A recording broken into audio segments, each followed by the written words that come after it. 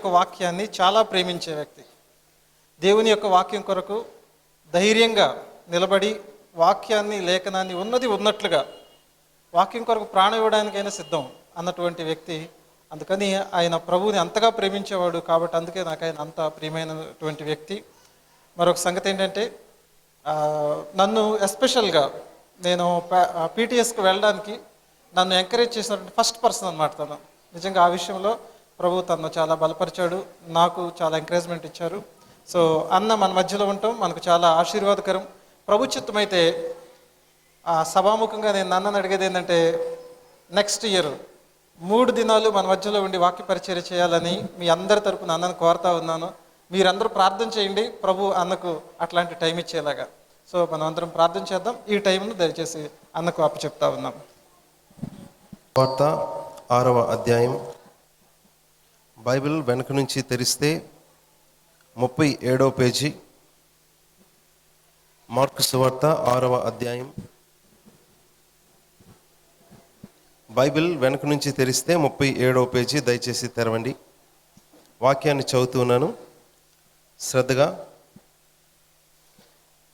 మీ చేతుల్లో ఉన్న పరిశుద్ధ గ్రంథాలని తెరచి చూస్తూ నాతో పాటు మనసులో ఈ వాక్యాన్ని చదవండి.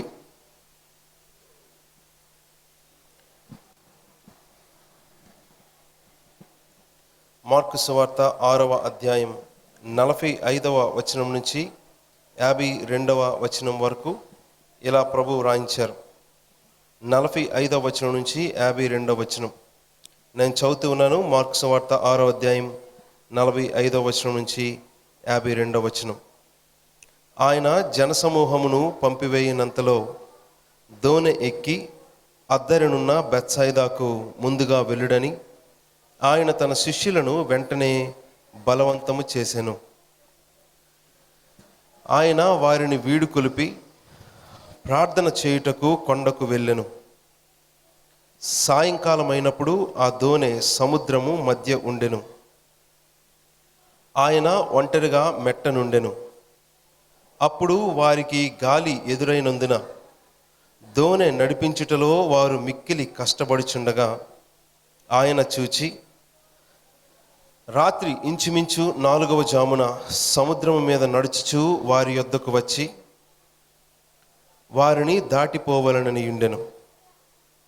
ఆయన సముద్రము మీద నడుచుట వారు చూచి భూతమని తలంచి కేకలు వేసిరి. అందుకు ఆయనను చూచి తొందరపడగా వెంటనే ఆయన వారిని పలుకరించి ధైర్యము తెచ్చుకొనుడి, నేనే, భయపడకుడి అని చెప్పెను. తరువాత ఆయన దోణి ఎక్కి వారి యొద్దకు వచ్చినప్పుడు గాలి అణగెను. అందుకు వారు తమలో తాము మిక్కిలి విభ్రాంతి నొందిరి. ఇదే సంఘటనను మత్తయి 14వ అధ్యాయంలో రాశారు. ఆ మాటలు కూడా కొద్దిగా చదవాల్సిన అవసరం ఉంది. ఇక్కడ ఈ సంఘటన జరుగుతున్నప్పుడు మరొక విషయం మార్కు గారు రాయలేదు, మత్తయి సువార్తలో మత్తయి గారు రాశారు.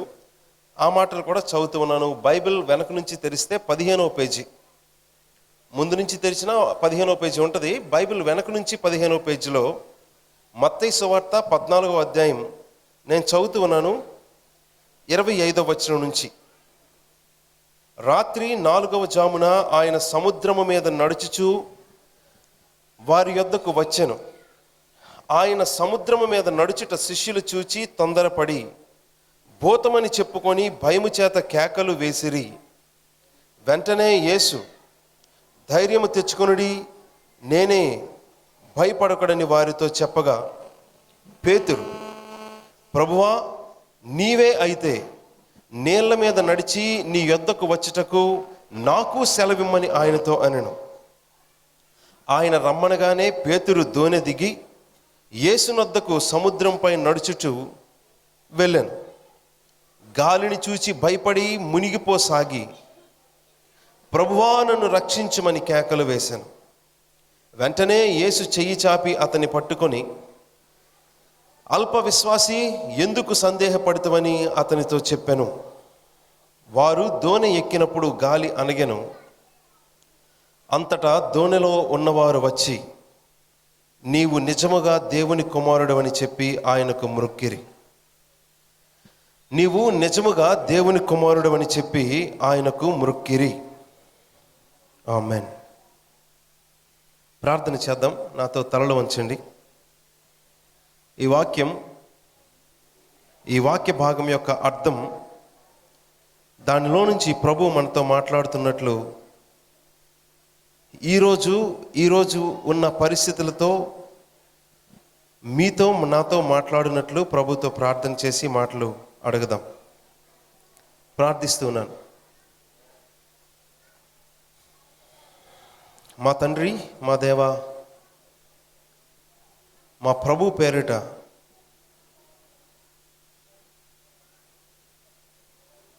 మేము బ్రతుకున్నట్లు మాతో మాట్లాడమని ప్రార్థిస్తూ ఉన్నాం. ఆమెన్. ఆమెన్.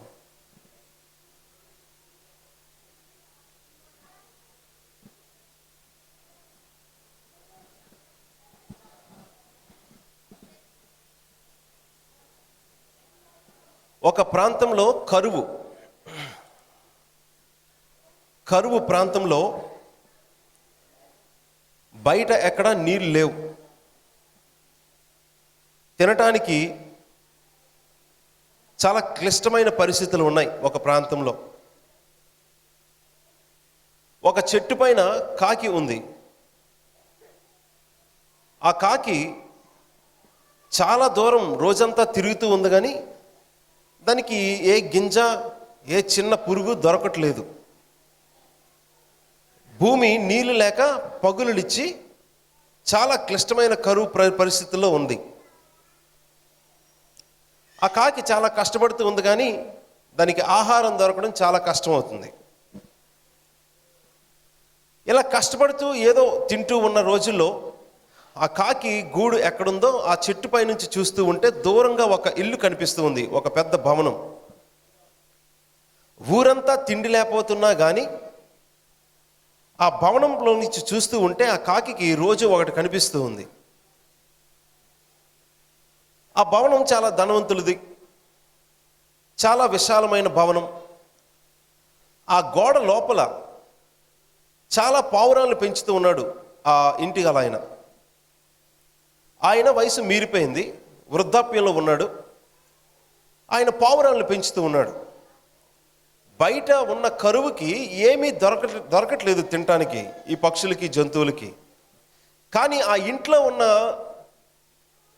ఆ పావురాలకు మాత్రం తిండి చాలా ఎక్కువగా ఉంది. అవి తిని ఒక్కొక్కటి ఇలా తయారయ్యాయి. అలా తయారయ్యాయని చెప్పొచ్చేమో. అవి తినలేక చాలా గింజలు వదిలేస్తున్నాయి కూడాను. ఆ ముసలాయనకు కూడా మరేం పని లేదేమో, ప్రతి గంటకి వచ్చి తినమని ఆ గింజలు జల్లుతున్నాడు వాటికి. అవి తిని బాగా బలిసి చాలా గింజలు వదిలేస్తూ ఉన్నాయి. ఈ కాకి రోజు చూస్తే అనుకుంది, నేను ఎంత కష్టపడుతుంటే నాకు తిండి దొరకట్లేదు, కానీ అవి తినలేక వదిలేస్తున్నాయి అని ఆ కాకి బాధపడిపోయి ఏంటో పరిస్థితులు అనుకొని రోజు అలా తిరుగుతూ ఏదో కష్టపడుతూ బతుకుతూ ఉంది. ఈలోగా ఆ పట్టణంలో ఒక చివరన ఒక ఇల్లు కడుతున్నారు. ఇల్లు కట్టడం అయిపోయింది, దానికి సున్నాలు, రంగులు వేస్తున్నారు. ఆ సున్నం వేయడానికి రంగు బాగా తెల్ల రంగు కలిపి ఆ డబ్బా అక్కడ పెట్టారు. సున్నాలు వేస్తూ ఉన్నారు. ఆ కాకి చూస్తూ వెళ్ళిపోయింది. దానికి ఒక ఆలోచన వచ్చి వెనక్కి వచ్చింది. ఆ సున్నం కలిపి ఉన్న డబ్బా దగ్గరికి వచ్చి ఆ పని వాళ్ళు చూడనప్పుడు డబ్బా మీద వాలి అందులో ములిగింది. ఒకసారి బయటికి వచ్చి నిల్చొని చూసుకుంది. ఒకసారి ఇలా ఒంటిని తెల్లగా రంగు పడ్డది. బాగున్నానే అనుకుంది. అంతే, కొద్దిసేపు ఎండలో అలా ఉండి ఎగురుకొని తిన్నగా ఈ ధనవంతులు ఉన్న ఇంటి దగ్గరికి వచ్చింది. పావురాలు ఎక్కడ తింటున్నాయో అక్కడికి వచ్చి తిన్నగా వాటి మధ్యలో వాలింది. ఆ పావురాలన్నీ తెల్లగా ఉన్నాయి, అందులో ఇది కూడా తెల్లగా ఉండడం కలిసిపోయింది. అంతే, అక్కడి నుంచి దొరికింది కదా భోజనం అన్నట్టు రోజు తింటూ ఉంది. అక్కడ ఉన్న పావురాలు ఎలాగా బలుస్తున్నాయో ఇది కూడా గట్టిగా తయారవుతూ ఉంది. ఆ ముసలాయనికి పెద్ద ఆయన కాబట్టి దృష్టి సరిగ్గా కనిపించక అన్నీ తెల్లగా ఉన్నాయి, అన్ని పావురాలే అనుకున్నాడు. ఎక్కువ పావురాలు ఉండడం రోజు గంట గంటకి వచ్చి గింజలు వేస్తూ ఉంటే ఇది పోటీ పడి మరీ తినేస్తూ ఉంది. ఈ పావురాలు కూడా ఎలా తయారయ్యాయి అంటే ఆ ముందు ఉన్న గింజల వైపు చూసి పక్కన ఎవరున్నారో చూడకుండా ఆ గింజలు తింటూ ఇవి బలుస్తున్నాయి. ఈలోగా ఒకరోజు వర్షం స్టార్ట్ అయింది. ఒక్కొక్క చినుకు పడుతూ ఉంది. ఈ కాకి పావురాల్లో కలిసి ఆ సున్నం అంటించుకొని తింటూ ఉంది. అది మర్చిపోయింది తిండి దొరికేసరికి దానికి. ఒక్కొక్క చినుకు పడుతూ ఉంటే కొన్నిసార్లు మనం బట్టలు కొనుక్కుంటాం, ఉతుక్కు ఒక రంగు వస్తుంది చూడండి, ఆ టైప్లో ఒక్కొక్క చినుక్కు ఒక్కొక్క డిజైన్ వస్తున్నది దీనిపైన. కానీ ఇది సీరియస్గా తిండి మీద పడిపోయింది. ఏం జరుగుతున్నదో మర్చిపోయింది. ఈలోగా దాని రంగు మెల్లమెల్లగా బయటపడేసరికి ఆ ముసలాయన ఇదేంటి ఇలా మారుతున్నది అనుకున్నాడు. అంతే, దాని రంగు ఒరిజినాలిటీ బయటపడేసరికి ఆ కర్ర తీసి ఒక్క దెబ్బ వేశాడు. అంతే, చచ్చిరుకుంది. ఈ కథే ఇది. కానీ ఎందుకు చెప్పానో తెలుసా? చాలామంది ఈరోజు దేవుణ్ణి నమ్ముకున్నాం, దేవుని పిల్లలమే, విశ్వాసులమే, భక్తులమే, పరిశుద్ధులమే అనుకొని ఆ రంగు పులుముకున్నారు. కానీ నిజానికి వాళ్ళకి అది లేదు. ఒకరోజు ఆ రంగు వదిలిపోయే పరిస్థితి ఏదో ఒకటి వస్తుంది. అప్పుడు దెబ్బ పడుతుంది, మరి లేవలేరు. ఈ మాట నేను ఎందుకు చెప్తున్నానో తెలుసా? మొదటగా ఈ వాక్యం చెప్పడానికి ముందు, మీరు విశ్వాసులు, రక్షణ పొందారు, నిజమైన జీవము కలిగిన దేవుణ్ణి నమ్ముకున్నాం అనుకుంటున్న మీ నమ్మకం అది పులుముకున్నదో అంటించుకున్నదో నిజంగా కలిగి ఉన్నదో మీరు గుర్తించడానికి నేను చదివిన ఈ వాక్య భాగంలో నుంచి దాదాపు 7 సత్యాలు ఉన్నాయి. నేను చదివిన ఈ వాక్య భాగంలో 7 సత్యాలు ఉన్నాయి. అవి మీ జీవితంలో జరగకపోతే మీ రంగు అంటించుకున్నదే, మీ క్రైస్తవ్యం అనుకుంటున్నది మీరు అంటించుకున్నదే, పులుముకున్నదే. ఒక ములిగి బయటకు వచ్చి కొన్నాళ్ళు మీరు కలిగి ఉన్నదే కానీ నిజానికి మీరు ఉన్నది కాదు. నిజానికి మీ స్వభావం కాదు. నిజానికి మీరు క్రైస్తవులు అయితే, విశ్వాసులు అయితే, దేవుని జీవము కలిగిన దేవుని సంబంధులు అయితే ఈ వాక్యంలో ఉన్న ఈ సంగతులు మీ జీవితంలో కూడా ఉండాలి. యేసుక్రీస్తు తన శిష్యులకి ఏ పరిస్థితులు గుండా తీసుకుని వెళ్తున్నాడో ఈ పరిస్థితులు మీ జీవితంలో లేకపోతే, నేను ఇక్కడ శిష్యులు ఏ పరిస్థితిలో ఉన్నారో ఆ పరిస్థితులు ఇక్కడ కూర్చున్న మీ జీవితంలో, నా జీవితంలో లేకపోతే మీరు యేసుక్రీస్తు వారు కాదు, దేవుని వారు కాదు, అంటించుకున్న వారే క్రైస్తవ్యాన్ని. భక్తి చేస్తున్నాం అనుకున్నా కానీ ఆ భక్తి మీరు పులుముకున్నదే కానీ నిజానికి మీరు నేను భక్తి పరులం కాదు. ఒకవేళ ఇక్కడున్న ఈ 7 సంగతుల్లో మీరు లేకపోతే, మరి మొదటి సంగతి విందామా? ఇందులో ఉన్నామో లేదో ఆలోచిద్దామా? నిన్న రాత్రి కాలము కూడా దైవజనులు చెప్పిన 2వ సందేశం ఇటువంటిదే. నిజానికి మీరు విశ్వాసులో కాదో మీరు ఒకసారి సీరియస్గా ఆలోచించుకోవాలి. కొన్ని డికేడ్స్ పాటు 40-50 సంవత్సరాల పాటు చర్చిల్లో ఉంటారు, కానీ నిజానికి వాళ్ళు మరణించిన తర్వాత అగ్నిగుండంలోకి వెళ్తారు. కానీ మీటింగ్స్ కోసమని వచ్చిన మీరు అటువంటి పరిస్థితి మీ మరణం తర్వాత కలగకుండా ఉండాలంటే ఇక్కడ ఉన్న సంగతులు మీ జీవితంలో ఉన్నాయో లేదో పరిశీలించుకోండి. ఒకవేళ ఉంటే మీకు అర్థం కాలేదేమో, మీరు నమ్మండి, దీన్ని బట్టి ఆనందించండి. దేని బట్టి ఆనందించాలో తెలుసా? నేను ఇక్కడ చెప్పబోతున్న చాలా ప్రాముఖ్యమైన 7 సంగతులు ఉన్నాయి. ఈ 7 సంగతులు మీ జీవితంలో జరుగుతుంటే దేవునికి స్తోత్రం చెప్పాలి. ఒకవేళ ఇవి జరగకపోతే మీరు నిజంగా భయపడాలి, నిజంగా బాధపడాలి, అప్పుడు నిజానికి ఏడవాలి. నేను చెప్తున్నాను మొదటి సంగతి, జాగ్రత్తగా ఈ మాటలు వినండి. దయచేసి ఈ మాటలు వినండి నా ప్రియ సోదరి సహోదరులారా. రేపు సాయంత్రం ఎక్కడ మరలా కూర్చునే అవసరం మీకు లేదు. రేపు మరలా ఇక్కడికి మీరు ఆటోలు కట్టించుకొని డబ్బులు ఖర్చు పెట్టి ప్రయాసతో పనులన్నీ ముగించుకొని కొన్ని పనులు పక్కన పెట్టి రేపు చేద్దాం అనుకుని ఇక్కడికి వచ్చి కూర్చునే అవసరం లేదు. ఈరోజే చివరి రోజు. మరలా వచ్చే సంవత్సరం నేను ఉంటానో ఉండను, ఒకవేళ వచ్చినా చూడడానికి మీరుంటారో ఉండరో. ఇవి చాలా ప్రాముఖ్యమైన మాటలు. చివరి రోజు చాలా శ్రద్ధగా వినండి. ఎక్కువసేపు నేను మిమ్మల్ని బాధ పెట్టను కానీ, ఎక్కువసేపు చెప్పి బాధ పెట్టను కానీ, చాలా ప్రాముఖ్యమైన సత్యాలు. సాధారణంగా ఈ సత్యాలు ఇలాంటి బహిరంగ సభల్లో చెప్పరు, చర్చిల్లోనే చెప్పుకుంటాం. కానీ ఇక్కడ చెప్పడానికి అవసరం ఉంది కాబట్టి చెప్తున్నాను. మీరు నిజంగా దేవుని వారు అయితే, క్రీస్తు వారు అయితే, మీ భక్తి, మీ విశ్వాసం, మీ రక్షణ ఏదైతే మీరు కలిగి ఉన్నారో అది మీరు అంటించుకున్నది, పులుముకున్నది కాదు. నిజంగా మీరు హృదయాల్లో కలిగి ఉన్నదైతే ఇక్కడ ఉన్న సంగతులు మీ జీవితంలో కూడా జరగాలి. అందులో మొదటి సంఘటన ఇది. నేను చదువుతూ ఉన్నాను, దయచేసి చూడండి. 45వ వచనంలో ఈ విషయం ఉంది. 45వ వచనం మార్కు సువార్త 6వ అధ్యాయం. నేను చెప్తున్న ప్రతి మాట బైబిల్లో ఉంటుంది. నేను చెప్తున్న మాటలు దయచేసి ఈ మాట వింటున్నారా? మీరు అనుకోవచ్చు బైబిల్ చూడకపోతే నేను చెప్పిన మాట అబద్ధమేమో అని మీకు అనిపిస్తుంది. అలాంటి విషయాలు చెప్తావా అంటే అవును, అలాంటి విషయాలే చెప్తున్నాను. ఎలాంటి మాటలు ఎప్పుడు వినలేదు, ఇదేదో తప్పుడు చెప్పేస్తున్నాడు అని మీరు అనుకుంటారేమో. అందుకే నేను అంటున్నాను, బైబిల్ చూడండి, అక్కడ ఉన్నదానికి అర్థం అదో కాదో మీరే తర్వాత ఆలోచించి నన్ను ప్రశ్నించవచ్చు. అలాంటి విషయాలు ఈ 7 చూస్తాం. అందులో మొదటి సంగతి 45వ వచనంలో ఉంది, మీరు నిజంగా దేవుని వారైతే, నిజంగా రక్షణ కోసం మీరు ప్రత్యేకింపబడిన వారైతే, ఈ లోకానికి కాదు, మీరు దేవుని నిత్యమైన శాశ్వతం యుగ యుగాంతముల వరకు నిలిచే రాజ్యానికి సంబంధించిన వ్యక్తులైతే మీ జీవితాల్లో ఇవి జరుగుతూ ఉండాలి. ఇవి జరుగుతున్నాయి కానీ మీకు అర్థం కాకపోతే ఈరోజు సంతోషించండి, దేవుని మీద సనగొద్దు, ఊసురోమనుకొని భక్తి చేయక్కర్లేదు. మీ మీద ఎటువంటి పరిస్థితులు ఉన్నా కానీ చాలా సంతోషించి ధైర్యంగా దేవుని కోసం ముందుకి ఆ పరిస్థితుల్లోనే సాగొచ్చు. ఏ పరిస్థితిలో తెలుసా, నేను చదువుతూ ఉన్నాను. ఇక్కడ జరిగిన సంఘటన మొదటి చెప్తూ ఉన్నాను, వినండి. ఆ తర్వాత మిగతా విషయాలు ఒక్కొక్కటి చూద్దాం. అసలు నిజానికి ఏం చదివానో తెలుసా బైబిల్లో? మీ దగ్గర కూర్చున్న వాళ్ళ చేతుల్లో చాలా మంది దగ్గర బైబిల్ ఉన్నాయి, కొంతమంది దగ్గర లేవు. కొంతమంది దగ్గర ఉన్నా అవి చూసి చదువుకోలేరు కాబట్టి అక్కడ ఏం చదివానో నేను చెప్తూ ఉన్నాను. శ్రద్ధగా ఈ మాటలు ఒకసారి వినండి. ఆ రోజు సాయంత్రం ఉదయమంతా చాలా గొప్ప పరిచర్య యేసయ్య చేశారు. ఆ ప్రాంతంలో యేసయ్య శిష్యులతో గొప్ప పరిచర్య చేసిన తర్వాత సాయంత్రం 6 అవుతూ ఉంది, దాదాపు చీకటి పడుతూ ఉంది. అప్పుడు యేసయ్య అన్నారు, ఇంతవరకు వారికి అద్భుతం చేసి 5,000 మందికి భోజనం పెట్టారు. అద్భుతం చేసి వారందరినీ పంపివేసి తన శిష్యులని బోట్ ఎక్కిస్తున్నారు. బోట్ అంటే దోణి ఎక్కిస్తున్నారు. ఈ సముద్రం మీద ప్రయాణం చేసి అవతలకు వెళ్ళండి. అది కేవలం ఒక 25-25 మైళ్ళు ఉంటుంది అంతే. అవతల వైపుకి వెళ్తే ఇంకో ప్రాంతానికి వెళ్ళొచ్చు. మీరు నాకంటే ముందుగా వెళ్ళమని యేసయ్య తన శిష్యులని తొందర చేసి ఆ దోణి ఎక్కించి సముద్రం మీద పంపించి వీడుకోలు చెప్పి, అంటే బాయ్ చెప్పి, యేసయ్య తన శిష్యులను సముద్రం మీద దోణి ఎక్కి, ఎప్పుడు ఎన్ని గంటలకి? సాయంత్రం 6 అని చెప్పాను, గుర్తుంచుకోండి. సాయంత్రం 6 గంటలకి ఆ రోజు పరిచర్య సేవ అంతా అయిపోయి చాలా అద్భుతాలు కూడా చేశారు. తన శిష్యులను దోణి ఎక్కించి ముందు పంపిస్తున్నారు. అవతల ఉన్న బెత్సయిదాకు మీరు ముందుగా వెళ్ళండి నాకంటే అని యేసయ్య ముందు పంపించి, యేసయ్య ఏం చేస్తున్నారు? ఆ సముద్రం పక్క ఆ ఒడ్డునే ఉండి కొండ మీదకి, మెట్ట మీదకి ప్రార్థన చేసుకోవడానికి వెళ్ళారు. ఈలోగా ఏమైందో తెలుసా? ఒక 2 గంటలు వాళ్ళు ఆ దోణి మీద నడుపుతూ సముద్రం మీద ప్రయాణం చేస్తూ మధ్యలోకి వచ్చేసరికి ఏం జరిగిందో తెలుసా? పెద్ద తుఫాను వచ్చింది. ఆ పెద్ద తుఫాను వలన అలలు అంత పైకెక్కి మీద పడుతూ ఉంటే వీళ్ళు ఆ దోణి నడిపించలేక భయపడుతూ చాలా కష్టపడుతూ ఉన్నారు. అక్కడ వాక్యం ఉంది, వారు మిక్కిలి కష్టపడుచున్నారు. ఎందుకు? సముద్రం మధ్యలో ఉన్నారు, గొప్ప తుఫానుకు దొరికిపోయారు. జాగ్రత్త వింటున్నారు కదా?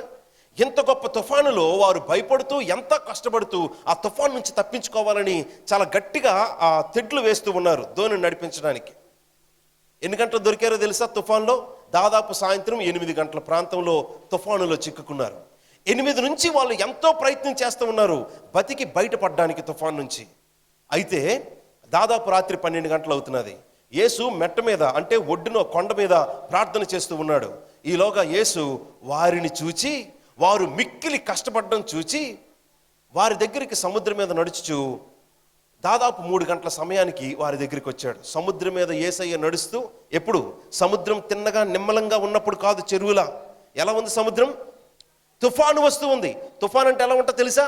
సముద్రంలో అంతెత్తు అలలు వస్తూ ఇలా ఇలా అవుతూ ఉంటే దాని మీద యేసయ్య నడుస్తూ వస్తున్నాడు, నిమ్మలంగా ఉన్న నీరు మీద కాదు.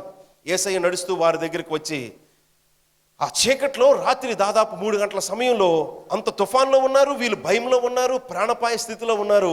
ఈలోగా ఆ నడుస్తూ వస్తున్న ఆ వ్యక్తిని చూసి చీకట్లో భూతం భూతం అని భయపడి శిష్యులు కేకలు వేస్తూ ఉంటే యేసయ్య ఏమన్నారో తెలుసా? ధైర్యం తెచ్చుకోండి, నేనే, భయపడకుడి అనే మాట యేసయ్య చెప్పగానే, అరే, అప్పుడు ఆ దోణిలో ఉన్న శిష్యుల్లో పేతురు యేసయ్య స్వరం విని, ప్రభువా, ఇది నీవే అయితే నేను కూడా నీకులాగా సముద్రం మీద నడిచి నీ దగ్గరికి రావడానికి నాకు సెలవు అని అన్నాడు. అప్పుడు యేసయ్య అన్నారు, రా అన్నాడు. అప్పుడు పేతురు కూడా దోణి దిగి నిల్చుని, ఎక్కడ నిల్చున్నాడు? సముద్రంపై. ఏ సముద్రం? నిమ్మలంగా ఉన్న సముద్రం కాదు, అలలు, గొప్ప తుఫాను. అలాంటి పరిస్థితుల్లో సముద్రంపై, నీళ్ళపై పేతురు కూడా నిల్చుని యేసయ్య వైపు అడుగులు వేస్తూ నడుస్తున్నాడు. ఈలోగా ఆ అంత భయంకరంగా వీస్తున్న గాలి తుఫానుని చూసి అటువైపు తల తిప్పి యేసు వైపు నుంచి కన్నులు ఇంకో వైపు తిప్పేసరికి ఆయన మునిగిపోసాగాడు. మునిగిపోగానే ఒక్కసారి, ప్రభువా, నేను మునిగిపోతున్నాను, నన్ను రక్షించని కేకలు వేశాడు. అప్పుడు వెంటనే యేసయ్య దగ్గరికి వచ్చి చేయి పట్టుకొని ఆయన పైకెత్తి మళ్ళా నిల్చోబెట్టాడు. ఎక్కడ? ఆ తుఫానులో, సముద్రం మీద నిల్చోబెట్టి, అల్ప విశ్వాసి ఎందుకు సందేహించావు అని ఆయన్ని గద్దించి ఆయన్ని పట్టుకొని దోణి దగ్గరికి ఇద్దరు నడుచుకొని వచ్చారు సముద్రంపై. ఆ దోణిలోకి ఎక్కేసరికి ఆ మిగతా శిష్యులందరూ ఏమంటున్నారో తెలుసా? నిజముగా ఈయన దేవుని కుమారుడని చెప్పి యేసయ్యను మొక్కారు. అది సంఘటన ఇక్కడ ఉంది. అందులో నుంచి మొదటి పాఠం 45వ వచనం నుంచి నేను చూపిస్తూ ఉన్నాను. దయచేసి చూడండి 45వ వచనం ఏం చెప్తుందో. మీకు ఇప్పుడు ప్రశ్న అడుగుతాను, మరి ఎంత బాగా వింటున్నారో మరి నేను కూడా చూస్తాను. 45వ వచనం, ఆయన జనసమూహమును పంపివేయనంతలో దోణి ఎక్కి అద్దరినున్న, అంటే అవతలకి ఒడ్డునున్న బెత్సయిదాకి ముందే తెలుసా తెలియదా? అడిగాను కాబట్టి తెలుసా అని చెప్పే వద్దు, కొద్దిగా ఆలోచించి చెప్పండి, ఆలోచించండి. ఇప్పుడు తన శిష్యుల్ని దోణి ఎక్కి బలవంతం చేసి సముద్రం మీద పంపిస్తే మధ్యలోకి వెళ్ళేసరికి గొప్ప తుఫాను వస్తుంది. ఆ టైంలో ఆ తుఫాన్లో వీళ్ళు ప్రమాదంలో చిక్కుకుంటారు, భయపడతారు, కష్టపడే పరిస్థితి వస్తుంది, ప్రాణాపాయంలో పడతారని యేసుకు ముందు తెలుసా తెలియదా? తిరిగి లేకుండా తెలుసు. కానీ మీరు యేసుకు ముందే తెలుసు అన్నారనుకోండి, యేసుక్రీస్తుకి ఆయన యొక్క గౌరవాన్ని ఒక సకానికి దించేసినట్టే. మీకు 2 వాక్యాలు చదివి వినిపిస్తాను. యేసుకు తెలుసు అని అంటారా లేక ఇంకేమంటారో చూద్దాం. నేను వాక్యాలు చూపిస్తూ ఉన్నాను. ఈ బైబిల్ ఏ త్రియక దేవుడు, నిజమైన దేవుని గురించి మాట్లాడుతున్నదో ఆ దేవుడు చేసే క్రియలు కొన్ని మీకు చదివి వినిపిస్తున్నాను. దయచేసి చూడండి. 107వ కీర్తనలో ఈ మాట ఉంది. 2 వచనాలు చదువుతాను 107వ కీర్తన నుంచి. ఎందుకు చదువుతున్నానో తెలుసా?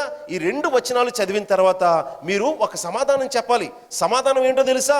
ఆ టైంలో శిష్యులను పంపిస్తే తుఫాను వస్తుందని యేసయ్యకు ముందే తెలుసు అని మీరు అన్నం ఆ మాట తప్పు. ముందే తెలుసు అంటే యేసయ్య యొక్క గౌరవాన్ని తగ్గించినట్టే. ఆ మాట అనకూడదు, ఇంకొక మాట అనాలి. ఏ మాట అనాలో నేను కొన్ని వాక్యాలు చదువుతున్నాను ఈ బైబిల్ నుంచి. ఈ యేసయ్యకు 100% గౌరవించినట్టు అవుద్దో మరి మీరే తెలుసుకుంటారు. నేను చదువుతున్నాను 107వ కీర్తన నుంచి. దయచేసి చూడండి. 107వ కీర్తన నుంచి ఒక మాట ఇలా ఉంది. 24వ వచనం 107వ కీర్తన.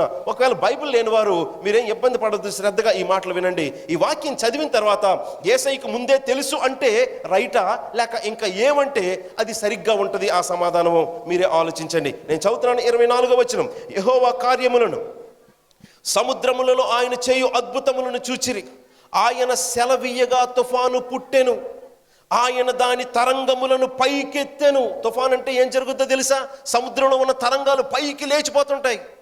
అవి పైకి లేవాలి అంటే ఎవరు సమాధానం ఇవ్వాలి? దానికి ఎవరు ఆజ్ఞాపించాలో తెలుసా? యెహోవా ఆజ్ఞాపించగా సెలవీయగా తుఫాను పుట్టెను, అది దాని తరంగములను పైకెత్తెను. 28వ వచనం చదువుతున్నాను. ఆ ఓడలో ఉన్నవారు, సముద్రంలో ప్రయాణం చేస్తున్నవారు జాగ్రత్త వినండి.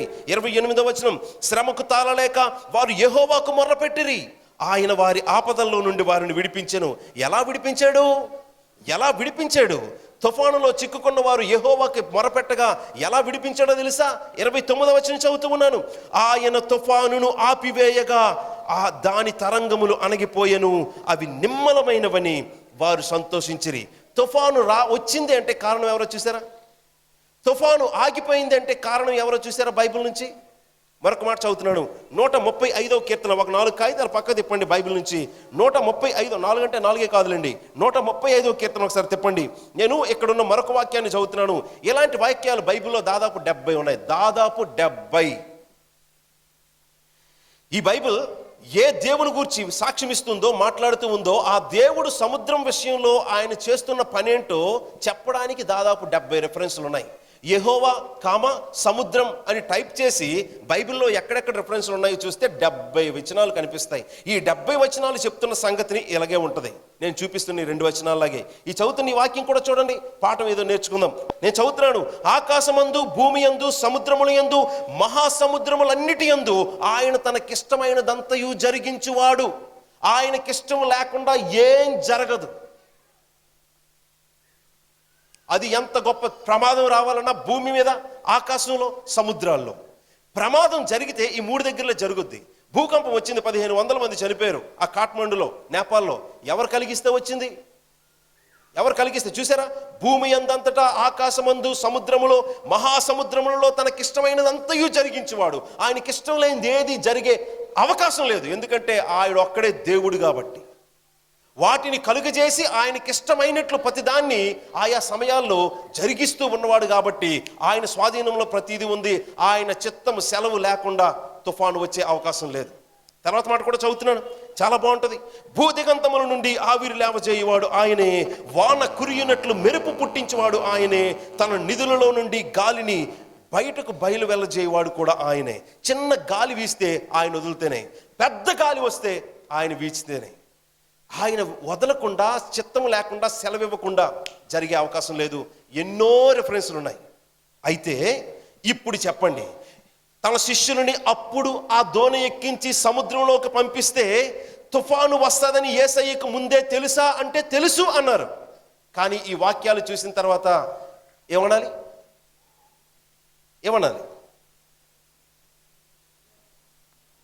ఆయనకు ముందు తెలుసా ప్రమాదం వస్తుందని, లేక దాన్ని తెచ్చినోడే ఆయన? అది ఇప్పుడు చెప్పండి, యేసు బలవంతంగా తన శిష్యులను దోనెక్కించి ఎందులో పెట్టాడు? యేసు బలవంతంగా తన శిష్యులని ఎందులో పెట్టాడు? మీరు నిజంగా యేసు క్రీస్తుకు సంబంధించిన వ్యక్తులైతే, ఆయన నమ్మిన వారైతే, విశ్వాసులైతే, ఆయన వెంబడించిన వారైతే, ఆయన నమ్ముతున్న వారైతే, ఆయన కావాలనుకుని వచ్చిన వారైతే, ఆయన మీ జీవితాల్లో ఏం చేస్తాడో తెలుసా? అన్నీ సుఖంగా సంతోషంగా జరగనివ్వడు. అప్పుడప్పుడు మిమ్మల్ని బలవంతంగా ఎందులో పెడతాడో తెలుసా? ఇంకా ఏది మనకు సహాయం చెయ్యనంత భయంకరమైన పరిస్థితిలో పెడతాడు. పెట్టేది ఆయనే. ఈ మాట నేను చెప్తే చాలామంది ఎందుకు నమ్మరో తెలుసా? ఇప్పటి వరకు చాలామంది మనం పాడుకున్న పాటలు ఏంటో తెలుసా? ఇదిగోండి ఇలా పాడుకున్నాం, మీకు తెలిసిన పాటే. సాతాను సుడిగాలి రేపగా నా ఎదుటే నిలిచేవా నా ప్రభు, నీకు స్తోత్రం అని పాడుతాం మనం. అంటే ఆ పాటలో ఏముంది? సుడిగాలి ఎవరి వల్ల వచ్చింది? సాతాను సుడిగాలి రేపగా నా ఎదుటే నిలిచేవా నా ప్రభు అనే పాటలో సుడిగాలి వస్తే ఎవరి వల్ల వచ్చినట్టు చెప్పుకున్నాం చెప్పండి? సుడిగాలి వస్తే సైతాన్ తెస్తాడు, అయినా నువ్వు నా ఎదుట నిల్చున్నావు అని దేవుణ్ణి స్తుతిస్తాం. సుడిగాలి తెప్పించడానికి వాడేవాడు. ఆ గాలిని ఏమైనా గాలి సృష్టించాడా ఏంది? ఆయన స్వాధీనంలో ఉందా? ఆయన స్వాధీనంలో ఏది లేదు. వాడు ఒక దేవదూతే, అది కూడా పడద్రోయబడిన దేవదూత, దెయ్యం అంతే. వాడి చేతిలో సృష్టి ఉండదు. సృష్టి అంతటిని తన మహత్తు గల మాట చేత నిర్వహిస్తున్నవాడు ఈ బైబిల్ మాట్లాడుతున్న త్రియేక దేవుడు యేసుక్రీస్తు. ఆ మాట హెబ్రీ పత్రిక 1వ అధ్యాయంలో ఉంది. ఒక దగ్గర కాదు, ఎన్నో దగ్గరలో ఉంది. ఒకవేళ భూమి మీద భయంకరమైన పరిస్థితులు వచ్చాయనుకోండి, దేవుడు ఏం చెప్తున్నాడో తెలుసా? నేను కలిగించకుండా పట్టణంలో ఉపద్రవం కలుగునా అన్నాడు ఈ దేవుడు. ఏంటి వింటున్నారా ఈ మాట? నేను కలిగించకుండా ఒక పట్టణంలో ఉపద్రవం అంటే సునామీ, భూకంపం, గొప్ప ప్రమాదం జరుగుద్దా? ఒక ప్రమాదం జరగాలంటే దేవుడే చేయాలి. ఒక ప్రమాదం రావాలంటే దేవుడే చేయాలి. అంత అధికారం, స్వాధీనం ఎవరికీ లేదు. ఆయన స్వాధీనం అంటే ఏంటో తెలుసా? కంట్రోల్. అధికారం అంటే అథారిటీ. ఆ అధికారం కలిగిన వాడు, దాన్ని ఎలా కలితే అలా మార్చుకోగలిగిన స్వాధీనంలో ఉంచుకున్నవాడు దేవుడే, దాన్ని సృష్టించిన వాడే. ఈ హీరోయిజం, ఈ క్రెడిట్ దెయ్యానికి ఇస్తే దేవుణ్ణి అవమానించినట్టే. సాతానుడు ఇలా చేస్తుంటే నువ్వేం చేస్తావులే ప్రభు అంటే దేవుణ్ణి ఎక్కిస్తున్నట్ట, దించేస్తున్నట్ట? ఏమండి, సాతానుడు ఇలాగ చేస్తుంటే నువ్వేం చేయగలవులే ప్రభు అంటే దేవుణ్ణి గణపరుస్తున్నట్ట, తగ్గిస్తున్నట్ట? లేదు ప్రభు, ప్రతిదీ నీ చేతల్లో ఉంటుంది, నీ మాట చెప్పిన ప్రతిదాన్ని జరిగిస్తావు, ప్రతిదీ నీ స్వాధీనంలో ఉంది అంటే దేవుణ్ణి 100% హెచ్చించినట్టు. అదేదో నేనేదో మాటలతో చెప్పట్లేదు, బైబిల్లో ఉన్న విషయాలు చెప్తూ ఉన్నాను. ఏమంటున్నాడో తెలుసా? ఇదిగో నీ గాయాన్ని కట్టువాడు కాదు, గాయం చెయ్యవాడు కట్టువాడు నేనే అంటున్నాడు. ఈ చీకటిని వెలుగుని సృష్టించింది ఎవరు? నేనే. చీకటి అంటే శ్రమను పోల్చుతూ దేవుడు చెప్తూ ఉన్నాడు. అందుకే నీకు ఏడుపు వచ్చినా నేనే, నీ ఏడుపుని, అంగలార్పుని నాట్యముగా మార్చేది కూడా నేనే. వెలుగుని చీకటిని సృష్టించింది నేనే. అదే టైంలో ఆయన చెప్తున్న మాట ఏంటో తెలుసా? దుఃఖాన్ని, అదే సంతోషాన్ని, ఆ సంతోషం కూడా ఎలాంటి సంతోషం తెలుసా? నాట్యం, డ్యాన్స్ చేసేటంత సంతోషం కూడా కలిగించింది నేనే అని చెప్తున్నాడు. నువ్వు ఈ నిజానికి ఈ దేవుణ్ణి నమ్ముకున్న వాడువైతే నీ జీవితంలో మొదటగా జరగాల్సింది ఏంటో తెలుసా? నీవు నేను ఇష్టపూర్వకంగా వెళ్ళవండి సమస్యలోకి, యేసు బలవంతంగా పెడతాడు. నీ జీవితంలో ఇటువంటి నలుగుడు లేకపోతే నువ్వు ఆయన వాడివి కాదు. ఏ సమస్య లేకపోవడమే అతి పెద్ద సమస్య. ఎవరికి ఏ సమస్య ఉండదో తెలుసా? దేవుని సంబంధాలు కాని వాళ్ళకి, యుగ యుగాలు అగ్నిగుండంలో పళ్ళు కొరుకుతూ ఏడుస్తూ ఉన్నవారికి, సరే యుగ యుగాలు వాళ్ళంత వేదన పొందుతారు కదా, ఈ భూమి మీదైనా వారికి సుఖం సంతోషం ఇద్దామని దేవుడు వారికి సరదాలు సంతోషాలకి వదిలేస్తాడు. కానీ యుగ యుగాలు నిత్య ఆనందం కోసం సృష్టించుకున్న నిన్ను, ఆకర్షించి ప్రేమిస్తున్న నిన్ను మాత్రం దేవుడు ఎందులో పెడతాడో తెలుసా? ఈ భూమి మీద ఉన్న జీవితంలో అప్పుడప్పుడు బలవంతంగా తుఫాను లాంటి పరిస్థితుల్లో పెడతాడు. తుఫాను అంటే ఎలా ఉంటుందో తెలుసా? యేసయ్య తెచ్చే పరిస్థితి ఎలా ఉంటుందో తెలుసా? జాగ్రత్తగా వినండి ఈ మాట కూడా. ఆ దోణిలో ఉన్న 12 మంది శిష్యుల్లో నలుగురు, జాగ్రత్త వినండి, ఆ దోణిలో ఉన్న 12 మంది శిష్యుల్లో నలుగురు పుట్టిన దగ్గర నుంచి వాళ్ళ నాన్నల వెనకాతల అదే సముద్రం మీద జాలరులుగా పెరిగారు. అర్థమవుతుందా? అదే సముద్రం మీద పుట్టిన దగ్గర నుంచి, అంటే వాళ్ళ నాన్నల వెనకాతల, ఎందుకు వాళ్ళ నాన్నలు కూడా అదే పని, జాలరులు. ఎవరు? వాళ్ళ పేర్లు ఎందుకులేండి, మనందరికీ తెలిసిందే. వీళ్ళు ఈ నలుగురు, అందులో పేతురు కూడా ఉన్నాడు, పుట్టిన దగ్గర నుంచి వాళ్ళ తండ్రులు అదే పని జాలరులుగా చేస్తున్నారు కాబట్టి పిల్లలైన వీళ్ళు కూడా అదే పని జాలరులు. అది కూడా ఎక్కడో తెలుసా? అదే సముద్రం మీద. పుట్టిన దగ్గర నుంచి అదే పని వాళ్ళకి. ఇప్పుడు సమస్య వచ్చింది అదే సముద్రంతో. వాళ్ళు ఏమనుకుంటారో తెలుసా? ఈ తుఫాను వస్తే చిన్నప్పటి నుంచి దీంతో పడుతున్నదే మాకు బాగా తెలుసని వారి కండని, అంటే భుజబలాన్ని, శక్తిని, జ్ఞానాన్ని, వారికున్న అనుభవాన్ని నమ్ముకున్నారు. కానీ యేసయ్య నమ్మల. ఎక్కడ ఎందుకు సమస్య తెస్తాడో తర్వాత మాట చదువుదాం. కానీ సమస్య దగ్గర ఏది పనికిరాదు. ఏది పనికిరాదు తెలుసా? నీ శక్తి, నీ జ్ఞానం, నీకున్న అనుభవం ఇంకో వ్యక్తి కూడా నీకు సహాయం చేయలేడు. ఆ రేంజ్లో పెడతాడు యేసయ్య. పెడితే శ్రమ ఎవ్వడి వల్ల తీరదు. మళ్ళీ ఆయన వైపే తిరగాలి నువ్వు. ఎందుకు పెట్టాడో చెప్దాం. మొదటిగా నువ్వు ఆయన వ్యక్తివైతే, ఆయన సహోదరుడు, కుమారుడు అయితే, శిష్యుడు అయితే, నమ్ముతున్న విశ్వాసి అయితే, ఖచ్చితంగా నీ జీవితంలో ఈ నలుగుడు ఉండాలి, ఈ శ్రమ ఉండాలి. అయితే శ్రమ ఎందుకు పెడతాడో దేవుడు ఒక 3 విషయాలు చెప్తాను, జాగ్రత్తగా వినండి. శ్రమ మన జీవితంలో ఎప్పుడు వచ్చినా అది వచ్చింది దేవుని దగ్గర నుంచి, తిరిగిలేదు. అయితే దేవుడు మనల్ని తను ప్రేమిస్తున్న మన పట్ల ఆ శ్రమలో పెట్టడానికి కారణాలు 3. మొదటి కారణం ఏంటో తెలుసా? అయితే నీ పాపానికి శిక్ష. రెండో కారణం ఏంటో తెలుసా? లేకపోతే నిన్ను పరీక్షించడానికి. మూడో కారణం ఏంటో తెలుసా? నిన్ను పరిపూర్ణతలోకి తీసుకుని రావడానికి. ఈజీగా గుర్తుంటుంది. శ్రమ మనకి ఎప్పుడైనా కలిగితే దానికి కారణం దేవుడే. అయితే దేవుడు ఎందుకు చేస్తాడో 3 ప్రత్యేకమైన కారణాలు ఉన్నాయి. నిన్ను యేసు ప్రభు, నీ సృష్టికర్త, నిన్ను ఎంతగానో ప్రేమిస్తున్న నిజమైన దేవుడు నిన్ను శ్రమలో పెట్టడానికి కారణం. అయితే మొదటి కారణం నీ పాపం, లేకపోతే రెండో కారణం నిన్ను పరీక్షించడానికి. ఇక్కడ వారిని తుఫాన్లో పెట్టడానికి కారణం పాపం కాదు, కానీ వారిని పరీక్షించడానికే. ఆయన పరీక్షిస్తే ఎలాంటి దగ్గర పెడతాడో తెలుసా? నీ శక్తి, నీ జ్ఞానం, నీకున్న అనుభవం, నీకు ఇంకొక వ్యక్తి కూడా సహాయం చేయలేడు. ఆయనే చేయాలి చుట్టూ తిరిగి. అది ఆ రేంజ్లో పరీక్ష పెడతాడు. ఇప్పుడు 3వది కూడా చెప్తాను, జాగ్రత్తగా వినండి. 3వ కారణం ఎందుకు దేవుడు శ్రమలో ఒక మనిషిని పెడతాడు అంటే, 3వ కారణం ఏంటని చెప్పాను? పరిపూర్ణత కోసం. పౌలు గారు ప్రార్థన చేస్తూ ఉన్నాడు దేవునికి, దేవా ఈ ముళ్ళు నాకు కష్టంగా ఉంది, తీసే అని. అప్పుడు దేవుడు ఏమన్నారు? కొంతమందే బైబిల్ చదువుతున్నారు, మిగతా వాళ్ళు చదవట్లేదో వింటలేదో. చూడండి పౌలు గారు ఏమంటున్నారో, ప్రభువా నా శరీరంలో నువ్వు పెట్టిన ఈ ముళ్ళు ఉంది, ఏదో వ్యాధి, ఏదో బాధ, నేను భరించలేకపోతున్నాను, తీసేయమని పౌలు ముమ్మారు ప్రార్థన చేశాడు. కానీ దేవుడు ఏమన్నారో తెలుసా? నా కృప నీకు చాలును అన్నారు. అంటే అర్థం ఏంటి? తీసేస్తానా? తీసేస్తానంటే సరే తీస్తాను అనాలి. కానీ దేవుడు ఏమన్నారు? నా కృప నీకు చాలు అన్నారు. అంటే అర్థం ఏంటి? నేను తీయను ఉన్ని. ఈ అర్థం తెలియక చాలామంది ఇంట్లో పర్సుల్లో గట్రా పెట్టుకుంటారు, నా కృప నీకు చాలు అనే వాగ్దానం. ఇప్పుడు దాని అర్థమైందా మీకు? దాని అర్థంలో ప్రభు చెప్తున్న మాట ఏంటో తెలుసా? నువ్వు పరిపూర్ణతలో ఎదగడానికి నీ శరీరంలో పర్మనెంట్గా ఒక ముళ్ళు పెట్టి, ప్రభువా భరించలేకపోతున్నాను తీయు అంటే, నేను తీయను అని చెప్పడానికి దేవుడు ఆ మాట చెప్పాడు. ఇప్పుడు ఈ అర్థం తెలిసి కూడా నువ్వు ఇంట్లో ఆ స్టిక్కర్ పెట్టుకున్నావు అనుకో. ఏ స్టిక్కర్? ఏ వచనం అది? కొరింథీ పత్రికలో ఉంటుంది. నా కృప నీకు చాలును అనే మాట ఇప్పటికీ ఒక వాగ్దానంగా మీ ఇంట్లో పెట్టుకున్నారు అనుకోండి. దాని అర్థం ఏంటో తెలుసా? మీ వైపు నుంచి దాని అర్థం ఏంటో తెలుసా? ప్రభువా నేను పుట్టుకతో పాపని, అనేక సార్లు పాపం చేసి గర్వించి పాడైపోయే పరిస్థితి ఉంది కాబట్టి నన్ను పరిపూర్ణతలోకి తీసుకొని రావడానికి తీయకుండా ఒక సమస్య నాలో పెట్టు ప్రభువా అని అర్థం అని నువ్వు చెప్తున్నట్టు. నేను చెప్తున్నాను, అర్థమైందా? కొంతమందికి అర్థమైంది, నవ్వుతున్నారు. అర్థం కాని వాళ్ళకి ఏటో తెలుగులో భాష వాక్యం చెప్పమంటే సంస్కృతంలో చెప్తున్నాడు అన్నట్టు చూస్తున్నారు కొంతమంది. కానీ మొదటి సత్యం వినండి, మీరు నిజంగా దేవుని వారైతే యేసు ప్రభు నిన్నేం చేస్తాడో తెలుసా? బలవంతంగా శ్రమలో పెడతాడు. శ్రమలో ఎప్పుడు పెట్టినా దేవుడే పెట్టాలి, ఇంకొకటి పెట్టే అధికారం అవకాశం లేదు. చివరికి యోబు గురించి నిన్న విన్నాం. యోబు శ్రమలో పడ్డానికి కారణం ఎవరు? సైతాను అని అనుకుంటారు చాలామంది. సైతాను వచ్చాడు, దేవుని దగ్గర ఏమైనా నోరెత్తాడా చెప్పండి? యోబు గ్రంథం 1వ అధ్యాయంలో వాడు నోరెత్తే అధికారం కూడా లేదు. వాడు నోరెత్తాలంటే దేవుడు ముందు వాడికో మాట్లాడించాలి. సాతానుని చూసి ఎక్కడి నుంచి వస్తున్నావు అని దేవుడు అడిగితే అప్పుడు నోరెత్తాడు. కానీ నోరెత్తే అధికారం అవకాశం కూడా సాతానికి దేవుని ముందు లేదు. దట్స్ ఇట్, లేదు. దేవుడు అడగాలి.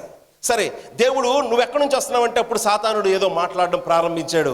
కానీ వెంటనే ఆ యోబుని ఒకసారి ఇవ్వు ప్రభువా, చూస్తాను, పరీక్షిస్తానని ఏమైనా యోబు గురించి సాతానుడు ముందు దేవుణ్ణి అడిగాడా? కాదు. యోబుని పరీక్షించడానికి సాతానుడు అడిగే అంత అవకాశం, ధైర్యం వాడికి లేదు. యోబు గురించి ప్రస్తావన కూడా దేవుడే ఎత్తాడు. ఏమన్నాడు? సాతానుని రెచ్చగొట్టినట్టు, నా సేవకుడు యోబు గురించి చూసావా, ఆలోచించావా అంటే అప్పుడు వాడి కథలకు ఏం కరుగుద్ది? వాడిలో పురుగు కదిలించింది కూడా ప్రభువే. ప్రభువు ముందు, దేవుని ముందు సాతానుడు నిన్ను జల్లించడానికో, నిన్ను శ్రమపాలు చేయడానికో, నిన్ను పరీక్షించడానికో అడగడానికి వాడికి హక్కు, అవకాశం లేదు. నీ గురించి ఒక పరీక్షలో నిన్ను పెట్టడానికి దేవుడు వాడిలో ఆలోచనను కలిగించేవాడు దేవుడు. ఒకవేళ ఇది తప్పు అన్నాం అనుకోండి, మీరు ఒకసారి ఇంటికి వెళ్ళి యోబు గ్రంథం జాగ్రత్తగా చదువుకోండి. చాలా మంచి విషయాలు ఉన్నాయి. అయితే నేను ఎందుకు ఈ మాటలు చెప్తున్నానో తెలుసా? మన ఈ జీవితంలో శ్రమ కలిగిందంటే దానికి కారణం దేవుడే. అయితే దేవుడు శ్రమ కలిగించడానికి 3 పరిస్థితులు కారణం అవుతాయి. మొదటి కారణమే మ్యాక్సిమం ఇక్కడ ఉన్న వాళ్ళ జీవితాల్లో ఏదైనా దుఃఖం, బాధ ఉంటే ఎక్కువ కారణం ఏంటో తెలుసా? మీ పాపానికి శిక్షగానే దేవుడు శ్రమ పాలు చేస్తాడు. పరీక్ష వస్తుంది, కానీ ఎక్కువ కాలం, ఎక్కువ మంది క్రైస్తవుల జీవితాలు చూస్తే మీ జీవితాల్లో ఉన్న ఏదో ఒక పాపానికి శిక్షగానే ఆయన కోపంలో నుంచే ఆయన శిక్షలో పెడతాడు. కానీ జాగ్రత్తగా వినండి, దేవుడు మిమ్మల్ని శిక్షిస్తున్నాడంటే మీకేంటో తెలుసా? అర్థం ఏంటో తెలుసా? దేవుడు ఎవరిని శిక్షిస్తానన్నాడో తెలుసా? జాగ్రత్త వింటున్నారా? దేవుడు ఎవరిని శిక్షిస్తానన్నాడో తెలుసా? అందరిని శిక్షిస్తాననలేదు, అందరినీ తీర్పు తీరుస్తానన్నాడంటే యుగయుగాల నరకం.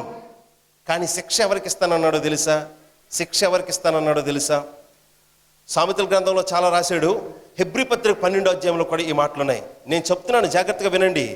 తండ్రి దేవుడు ఎవరిని ప్రేమించి కుమారులుగా, కుమార్తెలుగా స్వీకరిస్తాడో వారిని దండిస్తాడట.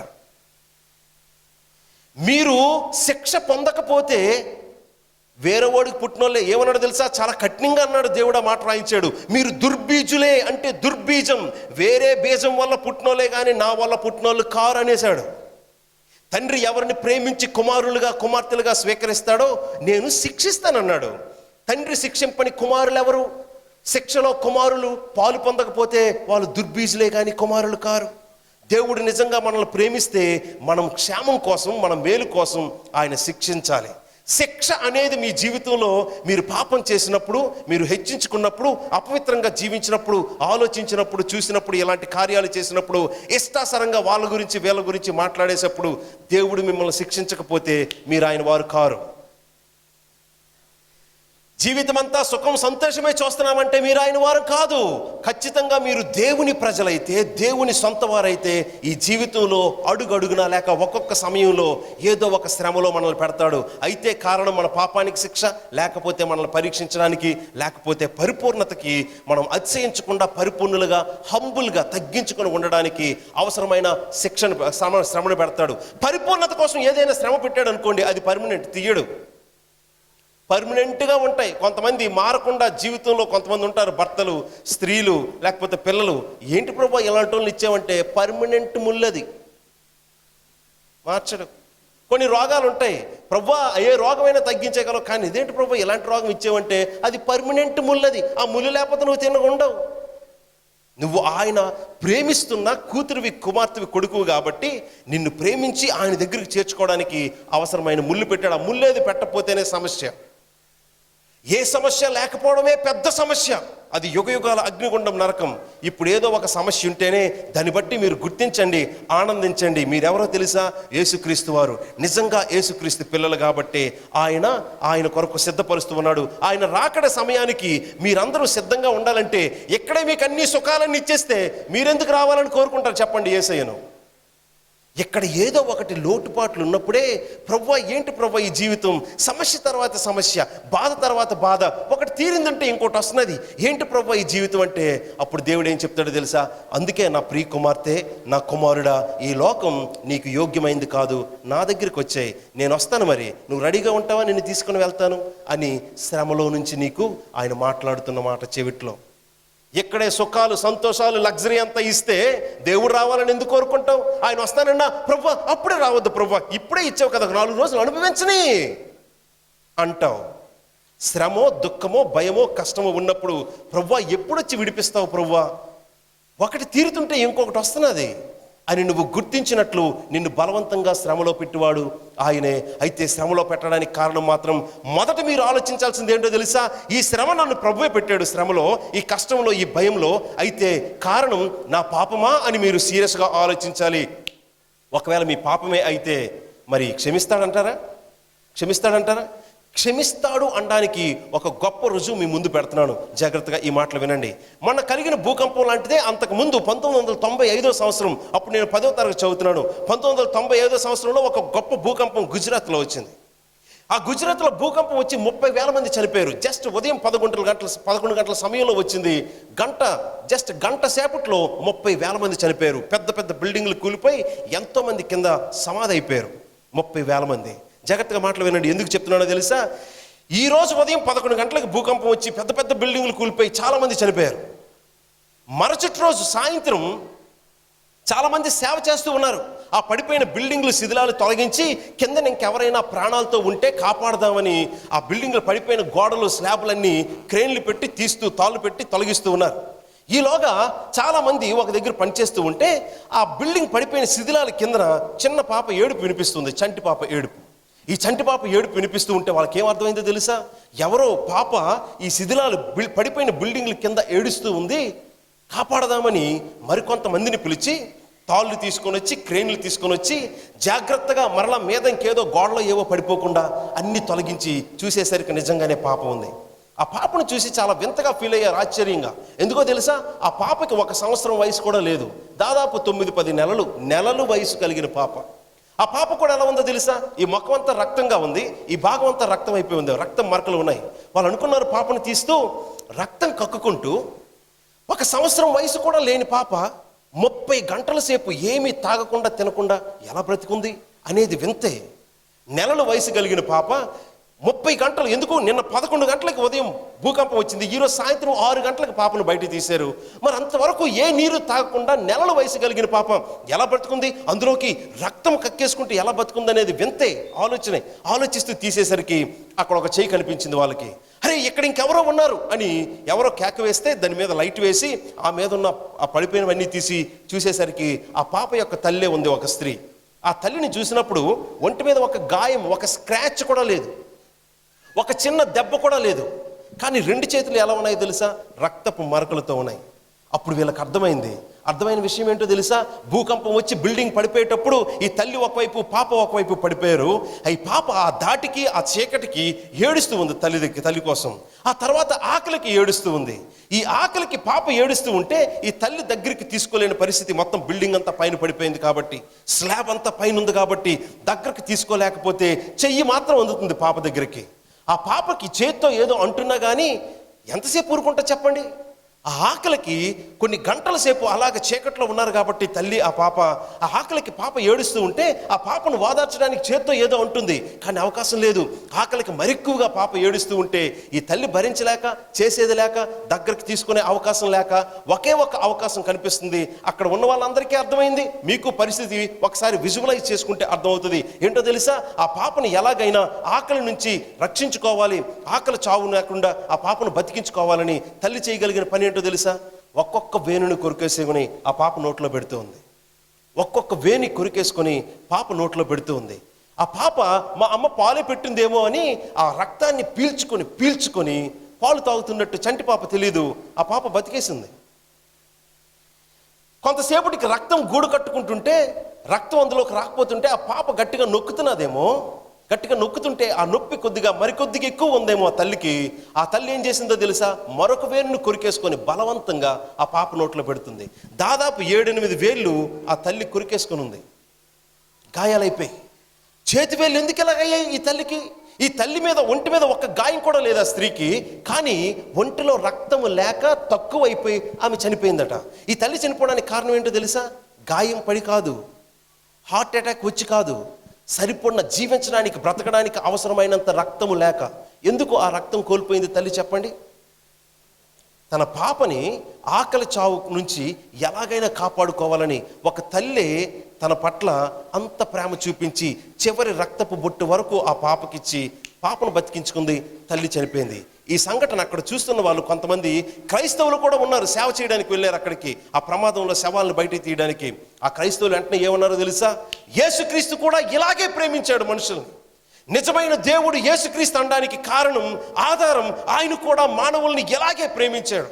మనం పాపాన్ని బట్టి నరకానికి వెళ్ళిపోతుంటే మనం నరక శిక్ష మరణం తర్వాత చూడాలి.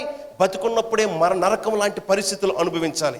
మరణం తర్వాత నరకం పొందడానికి ఆధారం ఏంటో తెలుసా? ఇప్పుడు బతుకున్నప్పుడే నరకం లాంటి పరిస్థితులు మన జీవితాల్లో కలుగుతూ ఉంటాయి. దానికి కారణం మాత్రం పాపం.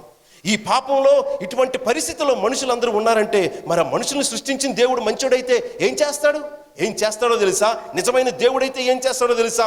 బాధ్యత కలిగిన తండ్రిగా ఏదో ఒకటి చెయ్యాలి. అలా చేయడానికి వచ్చిన వాడు యేసుక్రీస్తు ఒక్కడే. మనందరి పాపం కోసం ఆయన రక్తం కార్చి నీ పాప శిక్ష అంతా ఆయన పైన వేసుకొని, నీ కోసం కాదు, నీ కోసం మరణించలేదు, నీ వంతు, నీ బదులు, నీ స్థానంలో నీవు పొందాల్సిన దానికి ఆయన నెత్తి మీద తెచ్చుకొని నిన్ను తప్పించాడు. ఎందుకు పని చేశాడో తెలుసా? నువ్వంటే ఆయనకు అంత ఇష్టం, నిన్ను ప్రేమిస్తున్నాడు కాబట్టి నీ కోసం ఏదైనా చేస్తాడు. ఒక వ్యక్తి మ్యాక్సిమం ప్రేమ చూపిస్తే ఏం చేయగలడో తెలుసా? ప్రాణం పెట్టగలడు. ఎంతోమంది ప్రేమిస్తున్నాను నీ కోసం అవసరమైతే ప్రాణం పెడతాను అన్నారు. కానీ యేసు ప్రభు ఎటువంటి వాడో తెలుసా? ప్రాణం పెట్టి మరీ నీకు చెప్తూ ఉన్నాడు, ఇదిగో నిన్ను ప్రేమిస్తున్నాను అనడానికి రుజువు ప్రాణం పెట్టాను. చూసావా? ఇప్పుడు చెప్పండి, ఎందుకు ఈ మాటలు చెప్పానో తెలుసా? నిన్ను క్షమించడానికి ఆయన ఎప్పుడో సిద్ధం. నువ్వు అడిగితే కాదు, నువ్వు గుర్తిస్తే కాదు, అసలు నువ్వు పుట్టక మునిపే పుట్టి ఇటువంటి ప్రమాదంలో పరిస్థితిలో పడతావని నిన్ను సృష్టించిన సృష్టికర్త నీ కోసం 2000 సంవత్సరాల క్రితం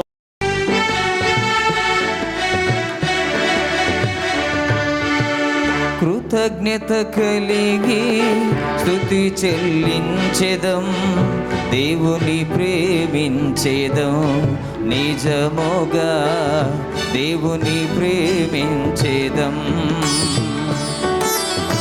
కృతజ్ఞత కలిగి స్తుతి చెల్లించెదం, దేవుని ప్రేమించెదం, నిజముగా దేవుని ప్రేమించెదం. పూర్ణాత్మతోనూ పూర్ణ బలముతోనూ, పూర్ణాత్మతోనూ పూర్ణ బలముతోనూ దేవుని ప్రేమించెదం, నిజముగా దేవుని ప్రేమించెదం. కృతజ్ఞత కలిగి స్తుతి చెల్లించెదం, దేవుని ప్రేమించెదం, నిజముగా దేవుని ప్రేమించెదం.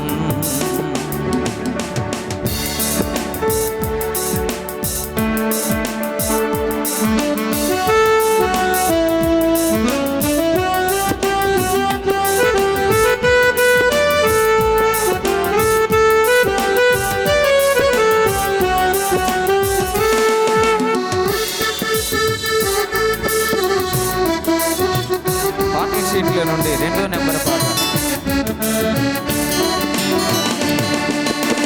తన చేతులతో మనలను చేసెను, కావలసినవన్నీ దయతో ఇచ్చెను.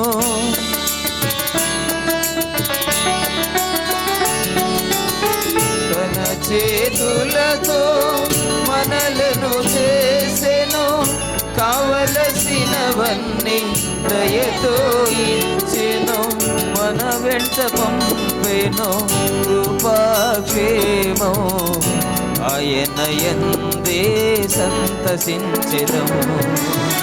మన వెంట పంపెను కృపాక్షేమం, ఆయన యందే సంతసించెదము.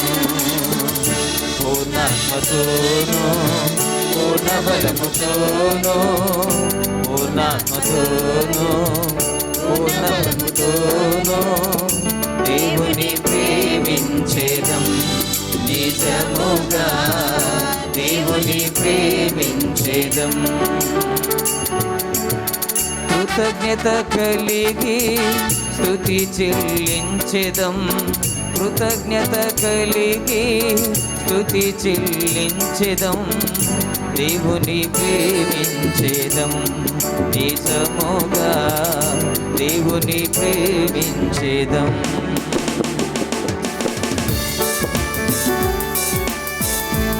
దయచేసి పాటల సీట్లు లేని వారు తీసుకోనండి, మరలా ఈ అవకాశం మీకు తర్వాత దొరకదు సంవత్సరం దాకా. ఈ లాస్ట్ రోజు కాబట్టి అందరూ పాటల సీట్లు తీసుకొని మీరు మరి మన యొక్క సహవాసంలో పాడుకుందాము. ముందుకు జరిగి కూర్చోమంటే ఎవరు కూర్చోట్లేదు. మనకై సిలువలో రక్తము కాచెను, మన విడుదలకై ప్రాణము పెట్టెను.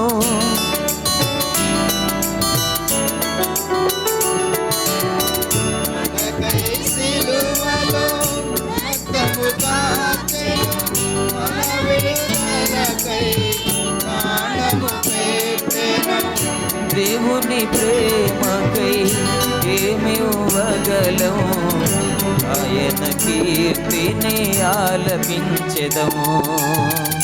దేవుని ప్రేమకై ఏమి ఇవ్వగలము, ఆయన కీర్తిని ఆలపించెదము. పూర్ణాత్మతోనూ పూర్ణ బలముతోనూ పూర్ణాత్మతోనూ పూర్ణ బలముతోనూ దేవుని ప్రేమించెదం, నిజముగా దేవుని ప్రేమించెదం. కృతజ్ఞత కలిగి స్తుతి చెల్లించెదం, దేవుని ప్రేమించెదం, నిజముగా దేవుని ప్రేమించెదం.